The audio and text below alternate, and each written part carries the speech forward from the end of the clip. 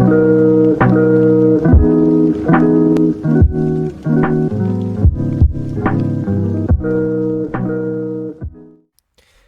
folks, how's it going? RedMaster here, and welcome to episode 100 of Cards and Castles TV commentary. It's been certainly an interesting development here to see the series grow to the way that it has and to reach 100 episodes. It's wild. It really is. And, I figured I didn't want to leave folks who are still invested in C1 high and dry with the idea that we would maybe do episode 100 in Cards and Castles too. I figured it would only be right to showcase some incredible matches inside of the first game here for those who are maybe still playing, and really just kind of tie in the whole series together. I will note that commentary isn't ending. It is just a huge milestone though, and it really came at a weird time in this game, in this franchise's history here, with of course the new game being out and about here and some folks migrating over to that, as well as a huge player base still on the original game. I was kind of torn between which one to do episode 100 in, but it only felt right to do it in Cards and Castles 1. It's where you guys have shown the most support to it. So we will, of course, properly do episode 100, in Cards and Castles 1. But folks, overall, some incredible matchups going on in this episode here. I did want to kind of focus on maybe some players who maybe had received more highlights over the years with Cards and Castles 1, and especially with the legend we have returning in the end of today's video. If you want spoilers, of course, spoilers are below in the description. I always post the matchups in the description anyway. But if you don't want the spoilers here, I recommend staying tuned and looking forward to the legend that has returned to the scene to close out the video here. But, folks, we do have matches to get to. Let's go ahead and start off episode 100 with match number 1 right now. Alright, folks, we're jumping into match number 1 as Fabuzard looks to take on Obi-Wan in a green-blue versus purple-red matchup. Can't really tell right now on this side if it's dragons or maybe mystic rats here on Fab's side, but Obi-Wan probably going to open up with the, Sleeping Dojo. So we are going with the classic Awakened colors here. Mystic Journey with the Rat King. What a way to start off this legendary TV commentary episode. Wouldn't be complete without a iteration of Mystic Rats, I guess. As we'll open up here, the Southport Captain looking to block the Imp. Obi-Wan going to draw some cards off of the Imp, I assume, at least one. The Awaken did pop off here. Absorbed by the Captain, so protecting the castle just a little bit there. Going into the Magic Eater, which can hopefully maybe generate some value here based off of some spells. Ninjas have a lot of great spells on top of the Awakened stuff like Right. You have Fear as well from Warlocks. A lot of good things that maybe Eater can generate. Speaking of Fear, there it is. Of course, Green Jay getting pushed back after killing off the Kunoichi. And of course, the Magic Eater will move up to potentially intercept here. We'll see Armory in the back for Fab. And of course, the Green Drake pushing up, having no Fear. Eater does have the option to trade with it, and it will for a cling connection there. Headwood, of course, going in the back, and now looking to generate potentially some more cards off of the Headwood. Elvish Thief, though, going with the Armory Part 2 as well. Going to try and absorb, I guess, as much of the Awaken as we can. Looks like both the Thief and one of the newer Armory absorbed it, so that is fine. Arcfire, though, connecting to the healthier Armory, and Obi-Wan generating one of his own. Arcfire is a nice little inclusion for Awakened decks, I will say. I don't know if a lot of people sort of neglect the fact that some of their heavy hitters, the Saurus and the Headwood, are mages. You do actually get that 4 damage proc, essentially creating a cheaper blue fire bolt, which is always nice. But I can also see why people just don't run it. It's always not guaranteed you're going to get 4 damage in a case like blue fire bolt, where you always have that 4 damage available. So yeah, I mean, I understand why people dislike it, but curious that we don't see it more often. As Elvish Thief now moving in, going to chip away at the castle for 4, generate some treasure, and move into the Mystic Rat combo here. Looks like we are going to potentially see, we are going to see a Headwood trade here for those 3 rats, which is not, I guess, the most dominant thing you can do out of a Mystic Rats, but hey, we're preventing reawakening on the Headwood, which can be crucial if you are running a Mystic Rat deck. We'll see. It looks like Koru moving in. We're going to see the Lumberjack as well. Going to go ahead and finish off the Thief. generate some draw again for Obi-Wan here as you go into the Fat Bard plus Rat Hovel for turn. We're not going to looks like try and find where the Koru is. We're taking out the dojo. We're dealing some damage to castle here. Rat moving up as well in the back. This does allow Koru to connect either to face or to the armory here. Looks like we are connecting to the armory, which is a good heads up play. We want to keep the buffs off the board here as much as we can, and more so because we do have Mordok, which is now going to be harder for Fab to clear off here. Lightning Blade is a nice pull. We do shotgun the blade, though. We do put a rat into the face here for the 4 plus the 3 chain, using the Fat Bard and the remaining rat to kill off the Fat Bard here. Not really sure how much of a fan I was of that play here. We didn't really clear anything with the Lightning Blade. We just established more damage. And now we're kind of banking on some kind of additional miracle to kind of get us out of this game here. We are at full health, but now on an open board here, we are going to have to play the Mordok. We can play Mordok a little bit more safer now because we do know Bolt is out of his hand. Looks like we're going to generate a Horseman for Obi-Wan, a Wraith for Fab. Wraith is a good pickup after all. And of course, all these other units moving in here. Disintegrate over on the Wraith as well. Not bad. Certainly not bad here, as probably going to see... Okay, Dread Pirate Robin's going to come in now. That will engage with the Wraith, it looks like, of all things. Not, unfortunately, enough for the Yarm Giant to be able to come out off of the same turn, which is a bit unfortunate here because now we can't really clear off that Sensei as well at the bottom. It will be additional ping of 4 damage coming in. Yep, and there it is. Sensei connecting for 4. Shodan Part 2 setting up, though. That one getting a meditation as well. I can only imagine that because we're setting it up for meditation, putting it in a safer spot, that we do have some kind of reawakening plan for it. And unfortunately, it looks like Fab is not going to really be able to stop it. His hand not really equipped to do so. The Yarm and the Blacksmith are cool, but have no way of reaching the Shodan here. And the Journey, unfortunately, is just a dead card without any targets. And unfortunately for us, I think that is going to be the game. Yep, there's the Cyrus that Obi-Wan was probably foreshadowing there. Creating that 12-15 Shodan with a ton of movement. We're connecting with the weaker one first, I guess, just to, yep, you know, show that we can. And then, yeah, there's the 12-15 Shodan going to rock up and deliver the final blow. Overall, very devastating game from Obi-Wan, for sure. The Awakened strategies, of course, nothing to really scoff at. They are probably still one of the more reliable archetypes still existing in the game if you are looking to, you know, move away from maybe the standard stuff, things like the burn, things like the rats. Awaken always still a very nice thing to go to, and of course they are packing some nice counters to what the metagame is currently playing. So yeah, overall great matchup from Obi-Wan. However, we do have more matches to get to today, so let's go ahead and continue on this video with match number 2. All right, folks, and on to that match number 2 as Tucker 123 takes on Wazz. Blue-yellow taking on blue-green. Blue-green looking to run it back, trying to get some redemption here. But, of course, these two players, very talented, honestly. Probably some of the better players I've seen that have just been consistently putting in the work over the years. And we see them clashing off here. Looks like we're going to find out maybe who has some more skill. Who maybe we'll find out here as we open up game number 2.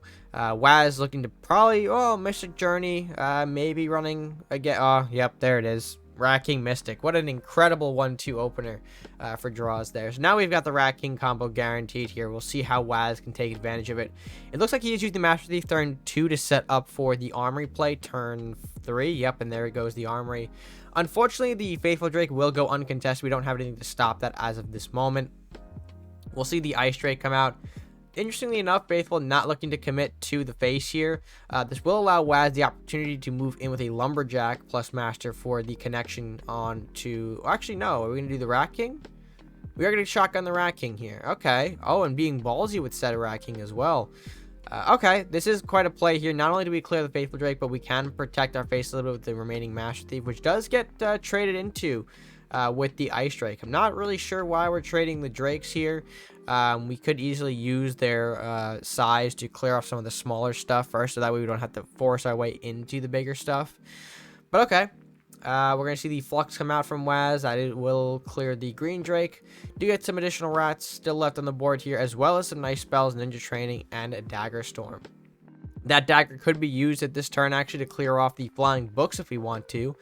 Looks like we'll cycle here with the Ninja Training, picking up another Southport Captain for 1 gold, which is nice value there. We could, of course, throw it for 1 gold to get the treasure too. Next turn, have a body blocker-ish. I would say body blocker, but we did throw the Captain just 1 over the necessary space here. So he could have flown over if he wanted to, but Tucker opting for the Armory trade instead over on the Southport, which is fine. I understand why we're going to do that here, but now we're opting into the big turn 7 Mordock. Tucker gonna have to have a response here. Does go for the Shotgun Lightning Blade, which does do the work. However, we do still leave the unit from the Mordock combo, which will be the Headless Horseman. Unfortunately, that doesn't really have the room to get cleared off by anything else currently, so we're just going to throw the Lumberjack and pass. Thankfully, Lumberjack is enough to make the trade here. Although this does allow Wazz a bit of an open board here to experiment, if you will. Goes for the Maddie and the Mystic Journey Maddie at that, creating a 3/5 Headwood and a Mage Apprentice in the back there. Tucker, though, looking to get a Racking out of his own here. Some Rats can do some trades in the back line, make sure that is secure. Racking pushing up, so Mystic Journey comes into play. It looks like, again, we're going to see an instance of where the Rats are going to pile on to the Headwood, which makes sense. You don't really want that Headwood popping off here. And while it's unlikely... Okay, we have another Rat King. That's why we want to kill off the Headwood. I was about to say, we're probably killing off... Like, you can absorb the Headwood damage. There's nothing wrong with it.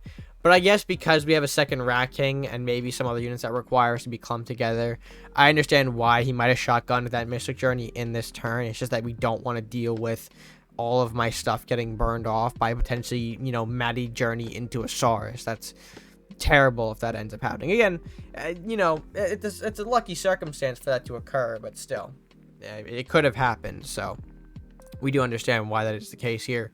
As now we're going to see Wazz having to fend off a couple of additional rats here. Thankfully, Robbins is in the hand, so we can, of course, kill off a rat, keep the body, and gain 5 gold, which will be useful here because we are going to see probably things like the One-Eyed Maddie. Yep, there it goes. Going to generate an Eater, okay, which will benefit off of the Sharpened Swords, which I don't remember if that was an actual pull from the deck, and now that I'm thinking about it here. It could have been a random spell, but I kind of forgot if there was a random spell other than the Flux earlier. But no matter. We'll see Maddie freeze off here. We could have, by the way, I do want to note, we could have potentially created an opportunity for us to Dagger Storm this board, maybe to clear off the Rat King. We do know that Tucker is playing the Rat King Mystic Journey, so leaving the Rat King in a position like that was a bit risky because obviously there was a, I guess, oh, actually, was there a way? There could have been probably a way. Maybe I'm just forgetting right now, but there probably could have been a way to really get a more dangerous Rat King Mystic Journey combo off inside of Wazz's backline and wreak havoc. So I'm kind of curious as to maybe if we didn't do Dagger Storm because it was a low chance of happening here. Regardless, we'll see 2 Ice Drakes go ahead and hit the board now. 4/4 and 5/5. I think one of those was pulled from a Dragon Search earlier. Apprentice going to do some work, though. Pop into the frontmost rat. Yarm not getting played. We do lose the opportunity to Yarm Giant, by the way, here. I'm not sure if you noticed just by the way this was set up, but this was a somewhat of an opportunity here for us to get some chain value off, clearing off the rats, the Rat King, the Ice Drake, as well as dealing some damage to the castle. Hell, maybe even clearing the armory as well. I think that might have worked, but I might be mistaken on that. Regardless, yeah, we do miss the opportunity for a Yarm chain there. Maybe he didn't take it because he actually did the math and knew that it wouldn't have worked out. Regardless, Yarm does come out and face the board. Big 3/8 chonker going to stare things down here as we pull the Search for Truth. So more of a dragon strategy, I think, lies on Tucker's side of the board here. Hopefully maybe getting some discounted dragons. Does pull the arrow off for 2 gold. All right, not bad, not bad. Unfortunately, we only move that bottom Ice Drake here. It does freeze off the arm, which is nice. We do protect ourselves just a little bit because of that play here. Although Mage Apprentice is now going to hit up into that topmost rat. Robin's going to pop into the Aeroth for a clean kill there. Dagger Storm finally going to hit the board here. All 3 landing on the Ice Drake. I'm not sure if that's what he wanted. Because, I mean, the Ice Drake still survives. And now we're incentivized to just play it out and, you know, trade it with something here. Looks like we are going to go ahead, trade from the rats at the bottom here. Yep, Ice Drake into Yarm. Makes sense. Yenoroth getting played there. We do have enough for Mystic Journey, mind you, racking in a great spot to do so. Unfortunately, looks like Faithful Drake is going to be the card for a turn. Would have really like to see a Mystic Journey in that one particular moment, because not only do you have the Yenoroth freeze, you know, holding everything else off, but you had a lot of chances to just ping for damage around the board, which is important now as you start to approach the late game here. Sudden Death almost kicking in, as you can see up here, and Wazz being in green-blue, not really having a in-deck ability to heal himself. So yeah, would have loved to see a Mystic Journey here, but you know, we are only working on, you know, 2-3 cards in hand. It just might have been in the cards, unfortunately. As we continue over back to Wazz's turn, though, does pop into the Rat King at this point, realizes the danger that thing possesses. Lightning Blade into Southport Captain now, unfortunately just 1 point under the necessary limit to kill off the Yenoroth. Roth going to make the trade anyway here, trading into the Rat Dragonite coming out for another 2 gold Aeroth here, it looks like. Of course, the Faithful Drake now going to go ahead and pop the Rat Hovel, which is an interesting call, leaving the range unit over the building.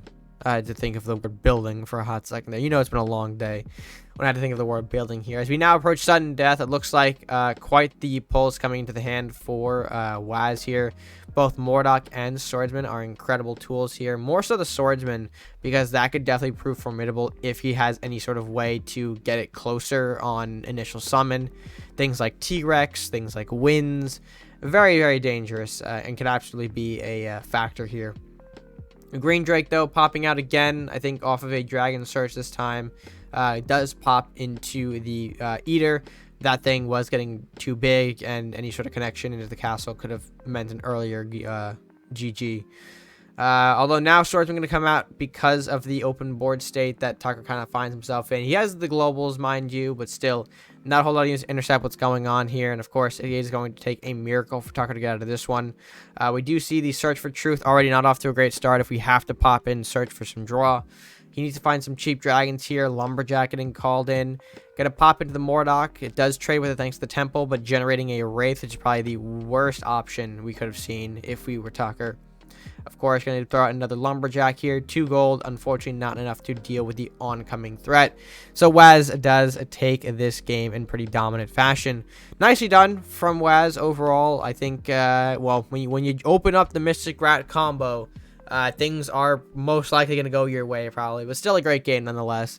I like Tucker experimenting with the blue-yellow dragons, including the card that is Search for Truth, one that really no one experiments with all too often because it is such a late-game draw spell that can really backfire on you if you're not pulling dragons out of it. But regardless, love to see both these players in competition and happy to have them on this special edition of TV commentary. However, we do have one more match to get to, and I think it's about time we reintroduce you to the legend himself. And folks, I am referring to the man, the myth, the legend himself, UnhlpfulYoda, making an appearance over on TV. I'm not sure if he's been more or less active because of some recent CNC news in general, of course. With CNC 2 popping in, a lot of people kind of sliding their way back into the game, checking things out, seeing how things are going here. But for the matchup we will be taking a look at here, unfortunately for Jesper, is not that 10-turn game. It is going to be the 55 one instead, taking on Helios. Of course, Helios, a member of the Casting Conflicts roster here, and overall has becoming a much better player since joining on Casting Conflicts. I've been keeping an eye on his matches here. He's doing great work with some red, yellow, Last Will stuff, kind of keeping that spirit alive. But how will he fare up against UnhlpfulYoda, folks, with Yoda on the blue-yellow build? It looks like we are going to try and just run some colors back today. First it was the green-blue taking redemption. Now the yellow-blue looking to redeem itself in our final matchup of the day. But yeah, let's go ahead and jump into it here. Yoda providing this over on YouTube, by the way, for us to view. Which, you know, I got to thank him for that. I was not awake when he was on TV here, so I could have just missed this completely. I am just going to go ahead and do that. There we go. As we open up with the Lumberjack for turn 1, it looks like. All right, not too bad for Helios here. Yoda passing on turn 1 into the turn 2 Priest out of Helios here. Some nice early advantage for the Last Will engine for sure. This is going to prompt Yoda to go into a coin Dwarven Paladin. All right, Paladin going to hit the board here. That does kind of not only kill off the Lumberjack, but revoke the damage done on both itself and the castle. So nice little value there. Nice little early game value to open this game. You love to see it here. As now the Wizard from Helios is going to meet the Books from Yoda. So, of course, Books draw is most likely looking like it could go a possible direction, but we are going to save that thought until maybe later on in the matchup when we get closer down the line. I think I know what Yoda is playing here, but again, got to be sure from later. Second Book's copying out into the Lumberjack of his own. So a lot of stall tactics coming out from Yoda here, as Helios is going to respond with the Tarius Files here. And yeah, as I'm putting together sort of the stall elements of this deck here, notice how Yoda's even passing turn 5. Very likely that this could be a War Party build from Yoda. I mean, it makes sense. The blue-yellow, the draws from hand, the stall, a lot of elements that kind of point into the direction of War Party. And I'll be very curious to see actually how this matchup goes, because of course both actually strategies coming out from either player are designed to be maybe somewhat more of a late game.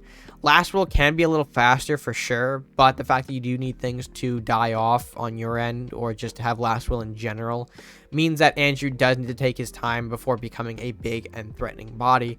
So we'll see who decides to stall out this game in a more optimal fashion, I guess, as now Andrew going to open up on the board here. That Lumberjack now proving a bit of a downside for Yoda, because that will, of course, buff the Andrew. Yoda opting to Inspire here, it looks like. We do have enough coins to play the Sniper, I think, that we did draw, but we opt to not for now, which is smart. Knowing that these colors house cards like Flamestorm and Dragon's Fire, which would be very, very devastating. Windmage Yoda coming out now. I think Yoda is only doing this to clear out hand size here. You'll notice his hand is getting pretty big. And once that draw limit is reached, he's not going to be able to facilitate a strategy for much longer at that point. He does need to cycle through his deck to find the proper tools here. And to play at least one card a turn is something I think he has to do. Meanwhile, Helios is going to find a Banshee for turn. That Banshee can fuel Andrew further. We do have a Flamestorm, mind you, in hand. That can be used, I think, at a certain point here. And I think we are just waiting for the right time. We're seeing one Book's trade to the Priest here. We're trying to maybe take the trades where we can. Looks like Helios, though, opting to Books. He does have enough, but opts not to Dragon's Fire here. I think he is waiting for a more valuable moment in this matchup. Although Yoda, more than content with just kind of sitting back, stalling, and passing, moving up to Lumberjack to potentially get a Horseman trade. As Helios recognizes this, he is, again, further stalling his own strategy, which I do want to note here as the game has progressed so far. Helios, I think you did need to be maybe a bit more aggressive with this build. Maybe you didn't know what you're facing, but the fact that you're allowing Yoda to kind of just stall out the matchup here and find the tools he needs is not ideal, especially since your hand is becoming more and more clogged with spells rather than units here. The War Party does not help your spells become cheaper, and so if these are all going to be stuck in your hand when a War Party pops off, that's not going to be ideal for you. So I would have liked to see you be more aggressive in these last few turns, just because at this point, knowing the matchup you're in, you should have probably pieced together the bits and pieces of War Party. But that is okay. We'll see if the stall works for you in the end here. As yep, Book's going to navigate around here again. Just a big stall game from both players here. And maybe this is why I just went 55 turns, because you have this instance of just moving around, stalling, not willing to make a move, because it looks like neither player is just in no rush to do so. So, yeah, not exactly ideal to just sit here and, okay, more stall. Fantastic. Love to see it. And, of course, we're going to get Yoda screen recorder popping in here. That's fine. Rider going to go ahead and connect into, I believe, the Lumberjack here to generate some Last Will. Flamestorm Dragon's Fire combination now going ahead and clear off most of this board. And yeah, not some bad pickups for Helios here. The Dwarven Weapons, the Dark Bender, additional burn here. Looks like Yoda needs to really pop out the War Party now of all times, just so he can, establish a bit more of a board here, but does now recognize the Dragon's Fire out of rotation, playing things like the Lore Master and the Sniper, which unfortunately both catch a blue fire bolts for a turn. And we're probably going to see the heavier Dark Bender, yep, in hand get played because of that remaining gold. It just makes sense to play it. And so, yep, Helios reestablishing the dominance in this game here, taking out the range units here, moving in with the Andrew here, looking for game. Freezing Pillar, though, is going to say otherwise. Freezing Pillar, folks, it's a hell of a card here. Going to hold off the Andrew for the turn here. And we are going to push in with some additional units here as well. The Questing Knight and the Guardian for turn. I think that's what it's called in this game. Horseman, though, going to go ahead and hit the board. Darkbender popping into the Freezing Pillar. Smart choice here by Helios, recognizing that there could be some chain potential in Yoda's deck. So we're not going to set up the Horseman to take any sort of chain damage here, which is fantastic. Looks like, though, we're not going to do much else. Another Darkbender, I think Notorious Files, the pass. War Party, though, hitting the board now, and Yoda going to get a lot of value out of this one here. It looks like Lich into the Dramoth, so we're going to heal ourselves, keep ourselves going in the matchup here. The Dwarf Paladin as well. Going to go ahead and pop into the Free Wizard there. Dramoth Part 2. Going to come out and heal the remaining bits of the castle. Ragnar coming out, and the Sunflower. Just a lot of unit, and the Priest top it all off. Have a nice little +1 to health, everyone, as we, give Helios quite a challenge here. Thankfully, the Priest and the General are nice pickups. General can synergize really well off of the, what's it called? The Notorious Files here. Burning the Lich preemptively because he doesn't want his own units to catch the Lich last will. He wants to try and get as much draw as possible here. And yeah, it looks like we're going to see a lot of cleanup here. Fearing back the Ragnar, which is a good choice here. That's probably the one we can't deal with right now, so we're going to push that back. Range units are going to come in, clean up the Dramoth here, Salahar Rider. Opening up the chain, yes, but it's a risk we kind of have to take at this point. We could have probably Flamestormed as well, maybe, but we're going to try and see what we can draw off of the Craxus here. Looks like another Fear for the Priest, which is nice. We do kind of want to try and protect the Andrew as much as we can here, and pushing back things that can maybe interact with it are good. Although Ragnar going to come in regardless, deal a big 5 chain to everything on board. Unfortunate that, you know, the position of the units had to be that way.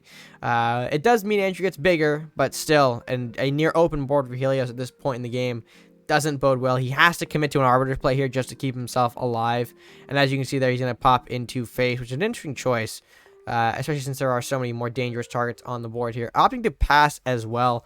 Doesn't want to interact with the Ragnar or the Dramoth, which is a nice choice because you don't really know if Yoda can actually deal the proper amount of damage here. And it looks like he has to forcibly trade in the Dramoth himself, actually, to clear off the Andrew, which is nice. We do get rid of some of the big War Party threats, but unfortunately we lose what we've been growing the whole game, which is not great for Helios. We continue on into this matchup, though. Sort of another mini War Party burst, if you will. 2 Sunflowers hitting the board. Shaman, I believe the Lumberjack might be new as well. But looks like we are going to get a second Andrew out of the fold here. Lumberjack is going to come in from Helios. Lumberjack, a great way to pop that Paladin, but also grow Andrew a bit here. And yep, there it goes. Fear onto the Shaman, which is a fair play here. I would have liked, though, to see... Yeah, we're not going to see it. Banshee into the Priest could have been useful to, again, further hype Andrew here, get that stronger. But I also respect holding it in case something maybe bigger is lurking in which we need that additional attack. Hands of the Saint, though, from Yoda, not going to bode well for Helios. That's additional castle health that he has to pierce through in this game, which is going to be harder and harder for him to do as we progress through. This isn't a no interaction build. It's not like we have, you know, face burn. As you can see, the arc fires are in hand, but those can't target castle. We're going to commit to the Dwarven Weapons Banshee play here. It looks like this will yield a lot of Last Will. 3 units worth, so a 6/6 buff, I believe, towards the Andrew. And then a Flamestorm as well to follow up here. Again, popping another Sunflower, giving Andrew the buff, and I think another Lumberjack as well. So we are creating another threat here. The 15-17 Andrew is probably a little bit bigger than the actually not as big as the first one, but still pretty big. And of course, though, Freezing Pillar are going to shut things down. As you can see there, the Andrew being pushed back more into a annoying spot for Pillar. Everything pushing up as well, since we are just looking to kill the castle now as fast as we can. Maybe setting up a Yarm as well. That is something to kind of keep track of here. I don't think we've seen Yoda play any Yarm this game. Helios, though, opting to respond by Drain Life and Arc Fire, using those spells that he has in hand to clear off the board here. Arc Firing away the Shaman as well, which is an interesting choice here, rather than the range unit. I guess in the grand scheme of things, both of them can connect to face here, but maybe it would have been easier to clear off the melee unit than it would be the range unit. And yeah, Windmage moving in, sinking 2 into face here. Another Priest going down, which is annoying. But a very clearable board here, especially because now we do have Arbiters. And the third Rider, I believe, in hand is, again, super beneficial to us at this point in the matchup. And yeah, there it goes here. Andrew connecting to the range unit makes sense why we're going to do that. The Darkbender into the Lumberjack here. And yep, we do have the Rider to clear off the Priest here. So overall, nice defense, nice bounce back from Helios here. Another, you know, back and forth moment, it feels like, in this matchup, which has had a lot of back and forth moments thus far. So I got to hand it off to both players here. An incredible matchup for sure. Yenneroth, though, hitting the board now for Yoda's side of things here. That Yenneroth is going to prove annoying. Really in a great position, actually. We can't block it without fear of potential chain. But it does threaten the Darkbender here. So we are going to have to put in the Tarius Files as sort of a semi-body blocker here. It does boost the Darkbender. That has the Drain Life that we use on Yenneroth here. So we'll see if maybe that has a factor in it. Craxus, though, for turn. Looks like Yoda might be pushed up against the wall here. Might be running out of War Party targets. As we now see Andrew, again, not opting to move in, which is a bit of a baffling choice. But again, maybe he's doing it because he fears yet another War Party burst. And if he loses this Andrew, maybe he knows it's not going to be very easy to bounce back in this game. We'll see, though. Lich, of course, hitting the board here. Lich getting the Darkbender and the Arcanine General in the freeze range, which, of course, allows Yenneroth for a free kill onto said General. Unfortunately, we did have 2 Last Will targets, both Tarius Files, for that General, so sucks that we had to lose them. Oh, we do have the Flamestorm, which I guess is actually pretty good, too. Dragon's Fire hitting the board now, structured in not sort of the correct way, and yeah, we did have to force the Shaman to remain on the board. Would have liked to see maybe the Flamestorm go down in this instance, because we could have popped the Tarius Files here. We could have made it so that way the Shaman trades alongside the Lich, so that way both the Craxus and the Yenneroth got frozen. Doesn't matter, though. Looks like another Yenneroth going to hit the board here, as I think I just missed calling a War Party here. I think I did here. A lot of units coming out now. The third Drownmoth, another Shaman, another Ragnar. Oh boy, another Craxus. Jeez. And yeah, Yoda again putting down the pressure with another War Party burst. This time going to be a lot more difficult. Excuse me. For Helios to defend here, unless he does the Flamestorm, which he needed to do. This allows for the Andrew to pop into the Ragnar here. Craxus as well, getting a shot on the opposite Craxus with the little Thrill of Victory there, which is nice to see. Darkbender as well for follow-up. And again, Helios did establish himself quite well here. We'll see how Yoda is able to respond. Freezing Pillar. Oh, that's a great response here. Going to freeze off that 27-23 Andrew. Just a little bit longer here. And another Hands of the Saint play from Yoda here. So continuing to keep himself alive castle health-wise in this game, although Helios does have an Arbiters of his own here. Can he commit, though, to it is the question. Darkbender on the bottom there, going to sink into the Yenneroth here. The healthier Darkbender going to pop into the Dremoth. We have to commit to the Arbiter's play here. Arbiter does go into the Dremoth of all things, which is very interesting to see.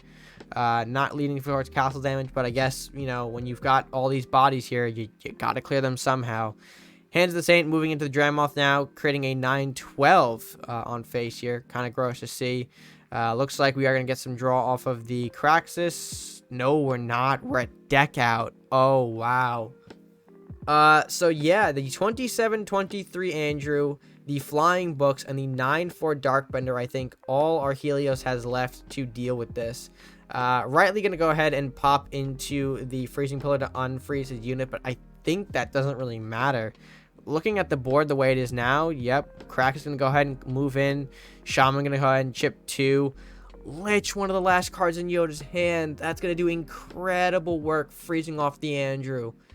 And I think that's got to be game. Helios can't do anything. There is nothing he can do here.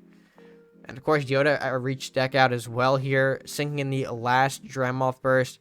And that is going to be the game. Oh, wow.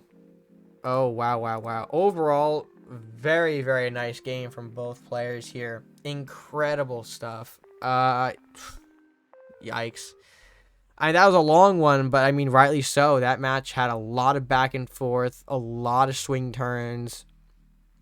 Oh, man. And honestly, I don't think there is a better match to showcase for this edition, this special edition of TV commentary. And boys, Helios, Yoda, thank you for sending me in this video here. Without it, I don't think we would have had a much better matchup for this special video here. So I got to thank you guys for that. But with that being said, folks, that is going to wrap it up here. This was our third and final matchup of the day. So let's go ahead and close out this video. All right, folks, and with that being said, that will, of course, bring our episode to a close. Episode 100 in the books. And, folks, I just want to take this time to mention a huge thank you to those of you who've supported the series over the years to give it the momentum to push to 100 episodes. I know videos here on the channel don't get a lot of momentum, but to see the amount of support going into the TV commentary videos when they did go up, at some points it was low, but other times, man, you guys really did enjoy the content. And I truly am appreciative of having a series go as long as this, 100 episodes and whatnot. So, yeah, I really do appreciate it. And I hope you guys do stick around for more. Whether or not there will be more commentary videos inside of the original Carts and Castles or maybe transitioning into C2 is yet to be determined. But we'll figure it out and we'll see how things go. If you have any thoughts on that, by the way, as well, leave in the comment section below. And leave also your thoughts on the matchups here in the comment section as well. Some incredible matches here, especially that Game 3.